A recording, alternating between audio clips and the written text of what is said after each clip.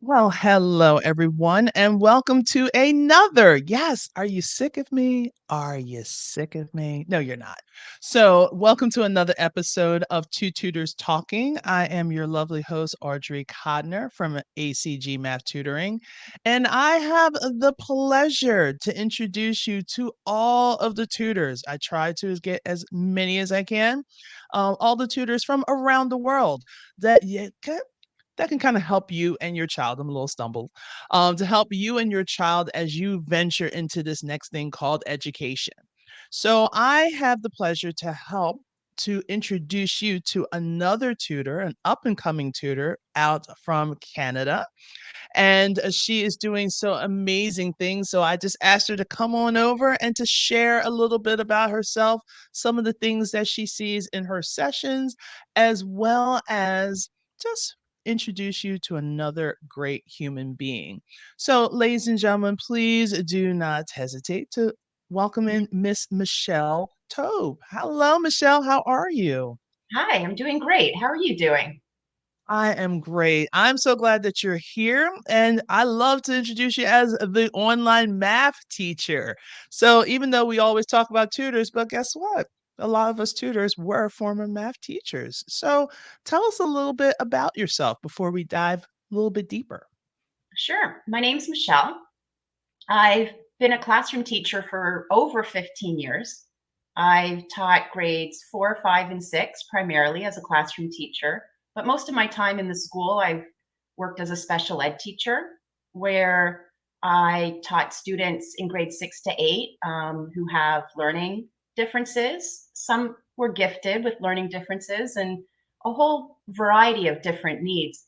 And I found that was the most amazing part of my time teaching was just working with this community of students.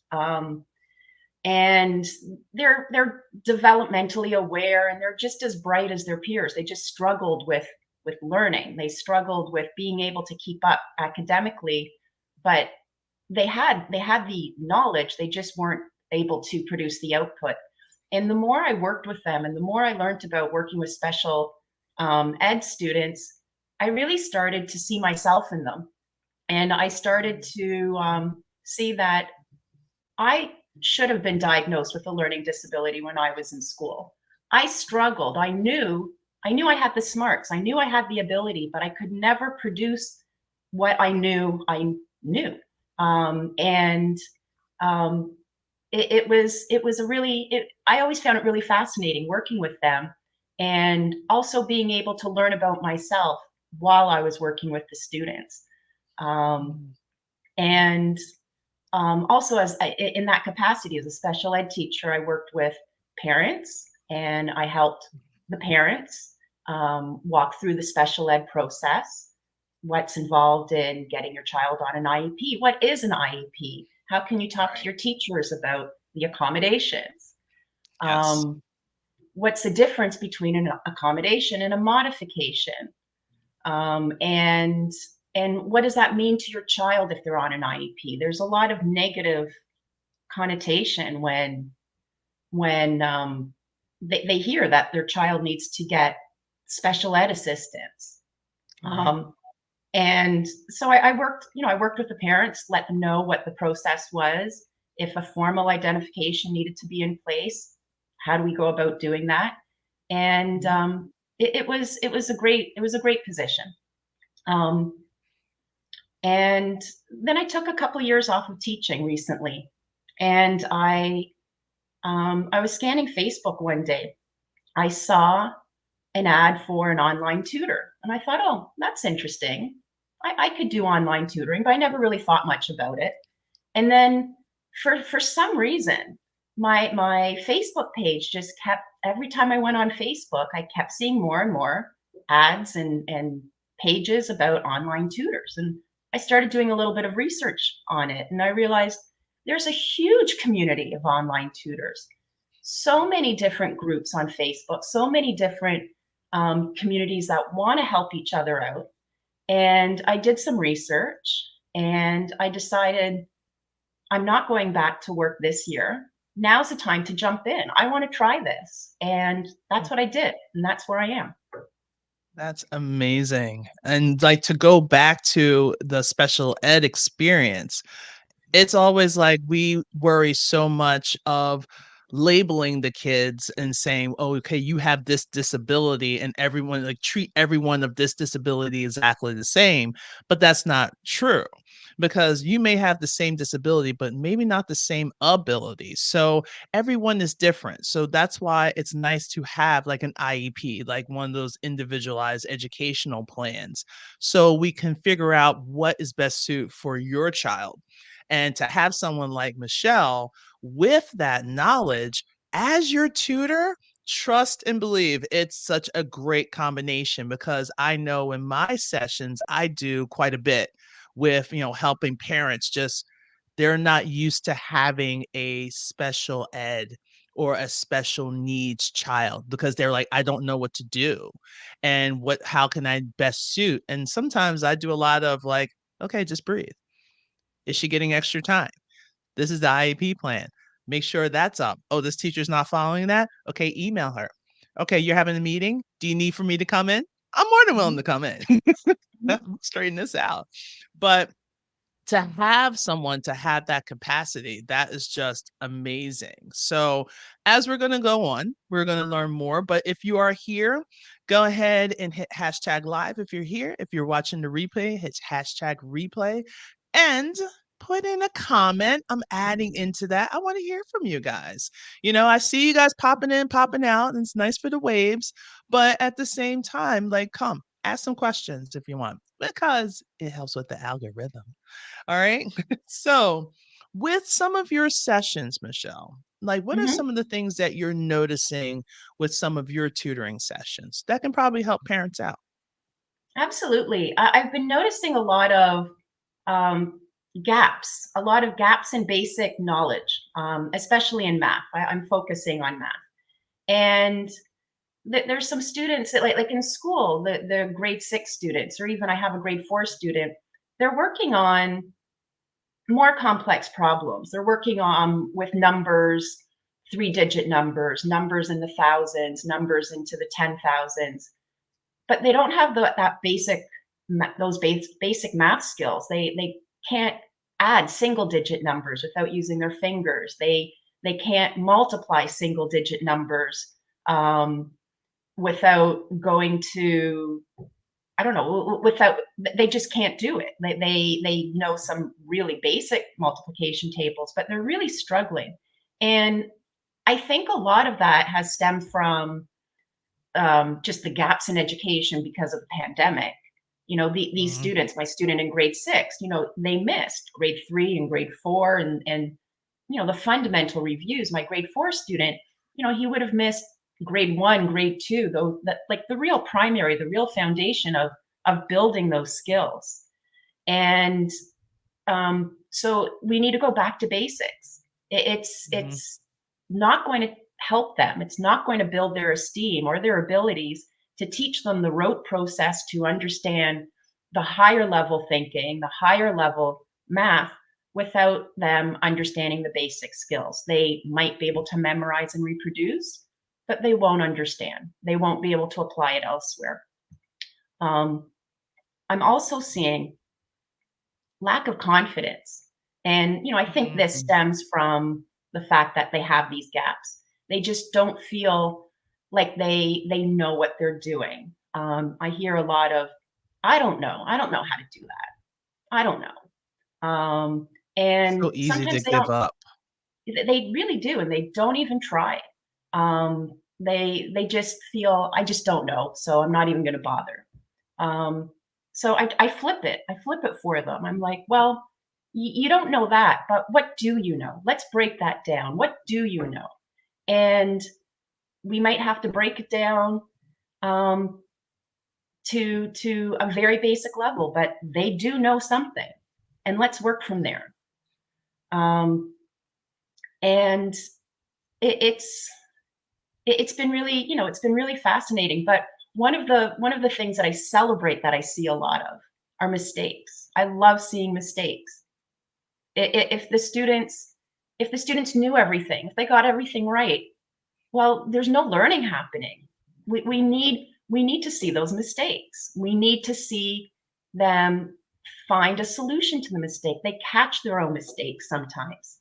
Um, it's not only getting the right answer, it's not getting a wrong answer, but being able to point to your wrong answer, to know that it's wrong. You might not know why it's wrong, but you know it's wrong.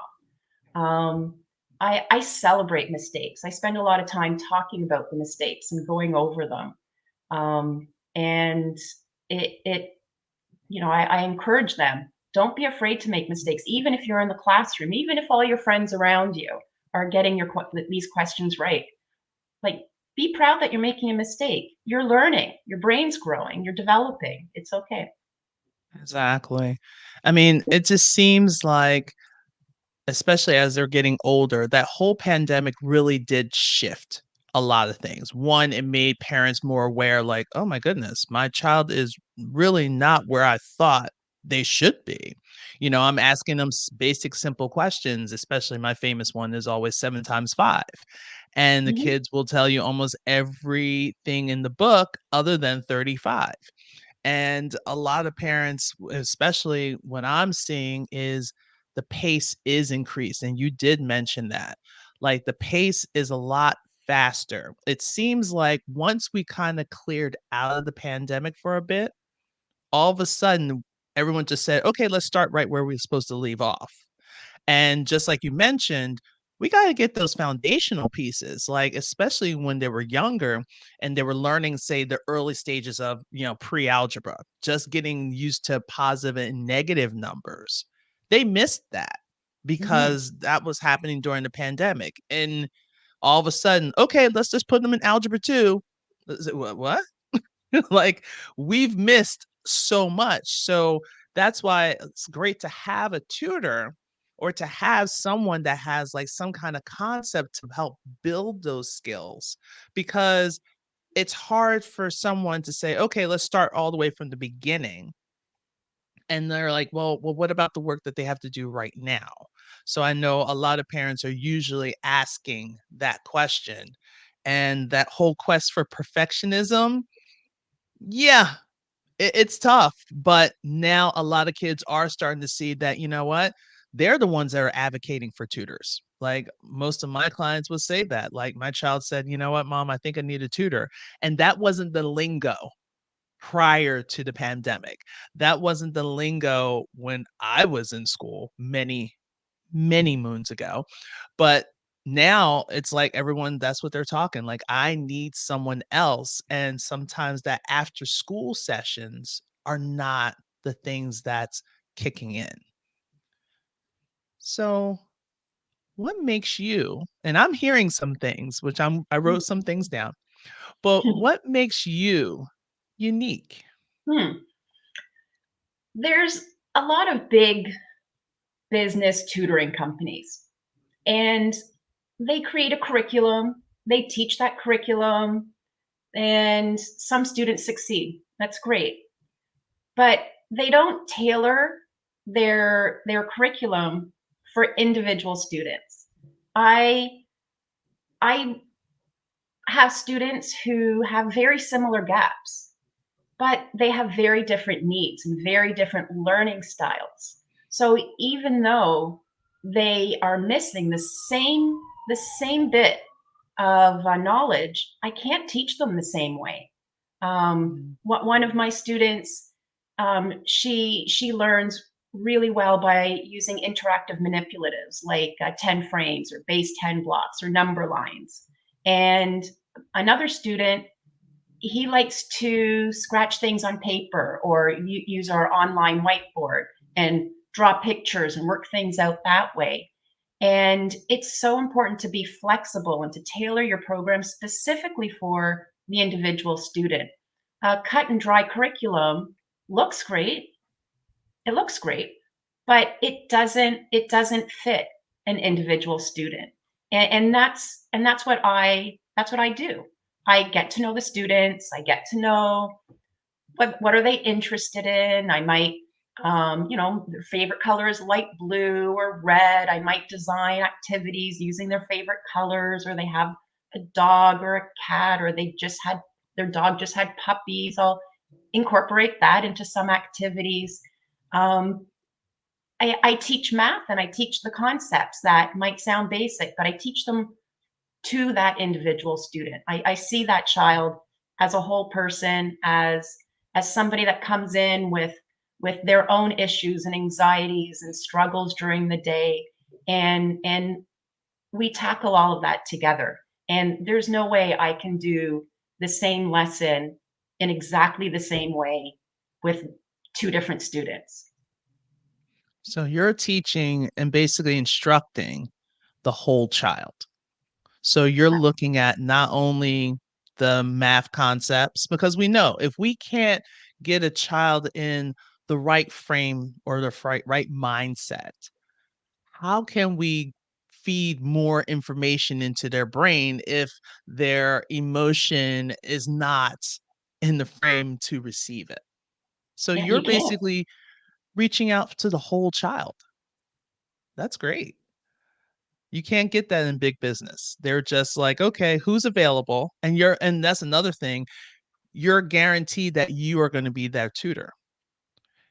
Big business or big corporations or even after school, it's just a matter of who's available, and Mhm. hopefully that person knows what's going on, and they'll just give them packets, drives me nuts, because I hear horror stories, and these kids or these young men, young women are coming to me saying the same thing. And I think that is one of yours. And also patience, I feel is what also makes you very unique because you have to have patience to deal with a lot of special needs kids. And having that knowledge, that's really what brings that specialness to you, which we gotta remember, guys, she's in Canada. Mhm. So it's the same. So it Okay. doesn't like if you're in Canada, if you're in the United States, and if you're in the Philippines, if you're in England, you have people that care. And we didn't get into education because we just got in for the money because where is it? Like it's not there. But we're basically there because we care about kids and we want them to progress and we want them to learn and be independent learners, right? I just feel like that's the whole thing. Now, for you, I know you're saying you're the online math teacher, but do you, like, say, in your nearby area, do you do in person or are you just solely online? I'm solely online. At the moment, I'm solely online. I Mm. may make an exception if there's somebody local and they have a need and there's no way they can work online, but I find I'm much more productive online. I can I can do so much more online and cater to more students while I'm working online and not have to worry about traveling from place to place. And I think that I have a better rapport with the students working with them online because it's just us face to face on a computer screen. And I know Mhm. some people don't think that you can develop a good rapport, but I find in person that there's just a lot of activity going around and just people looking over I don't know interacting and um yeah I Distracting.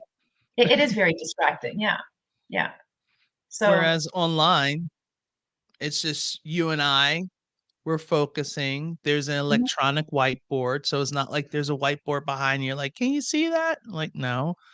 mhm, Um, you can actually have the students take a picture of what they're currently working on, and you can transpose that onto your whiteboard screen and work with them individually. So I know a lot of parents are starting because things are opening up. They're starting to ask for in person because they feel that their child cannot learn from in person or cannot learn online. But sometimes I feel that I've seen that it's basically the parents are afraid or they're like, oh, they can't because when they think online, the first thing they think of is what happened during the pandemic and they just quickly go to that. Like, have you noticed that with some of your parents? I haven't had any negative comments about working online and I haven't heard in person anyone say, oh, well, it didn't work during the pandemic, but I was teaching online during the pandemic. I know it didn't work. Um, like not only was it hard to manage my class of 30 students online, I was also brand new to it. Like I felt computer savvy, but I was a classroom teacher, an in-person teacher, and then within a matter of like a day, I was an online teacher and I didn't have any of my resources. I didn't know of any of the tools. And um like it wasn't a good situation for anybody.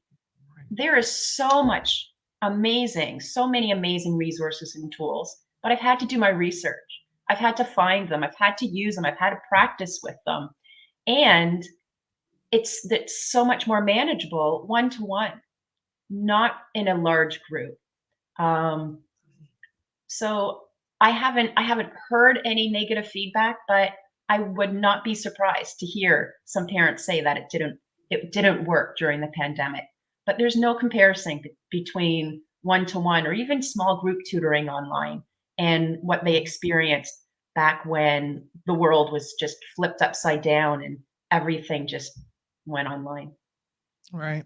Perfect. So, any upcoming attractions that's happening for the online math teacher? Well, um, I have some space. I'm taking on some new students. I do focus on math for students in grades 4 to 8. I'm open to have a discussion and to learn about any needs that you're concerned about when it comes to your children.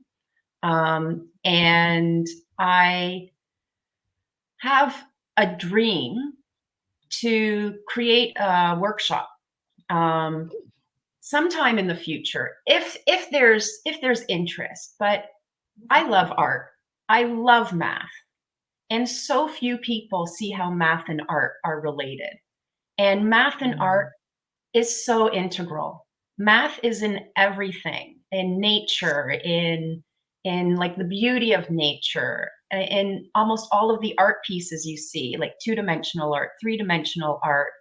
And I really want to work on a like maybe an 8-week workshop where we look and create and like look at some of the works of MC Escher and tessellations and explore the golden ratio and the Fibonacci sequence in nature. Like there's so much beauty in math, and so I really I'd like to create a math and art workshop. So if anyone's interested, please let me know. If there is interest, it will give me the motivation to create something, and I would love to teach that.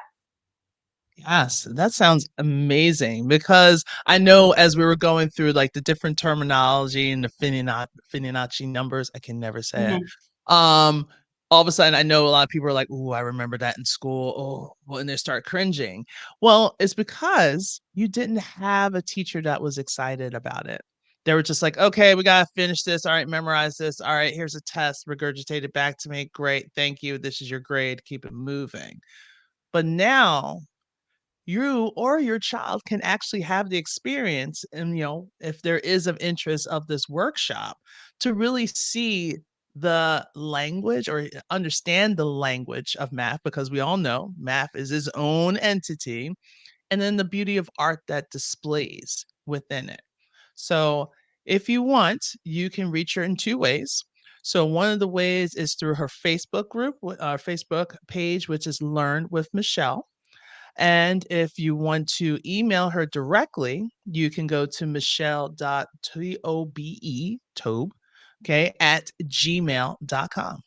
So if you have any interest with tutoring or just want to talk to her a little bit more about the love of mathematics or how like with special ed, if you have a special needs child that needs some assistance with, their everyday breakdown, not only of math, but maybe even skill set, like learning to organize themselves, because that's what we're doing. We're trying to develop our young men and young women to become independent learners. So go ahead, reach out. Please do. If you are here and you're a tutor and you want to join in with our group, which is called From the Classroom to Online Tutoring, you could go ahead and join me through that. But also stay tuned for next week. We have Miss Aurelia McNeil. She is the language professor. So if you are someone that wants to learn not only the accent, but the diction and the understanding of a language, she will be the perfect person to listen to. That's going to happen next Wednesday at 11 o'clock. So, Michelle, thank you so much for coming in, and I greatly appreciate you taking the time with us. Thank you. It's been a pleasure to be here. Thanks a lot, Audrey. Yes, not a problem. So, again, stay tuned for another episode next week on Two Tutors Talking. I'm so excited about this, and let's keep things going. Right now, we're on episode number 24. Oh, Wow. all right. Have a wonderful day and take care. Stay Bye. awesome.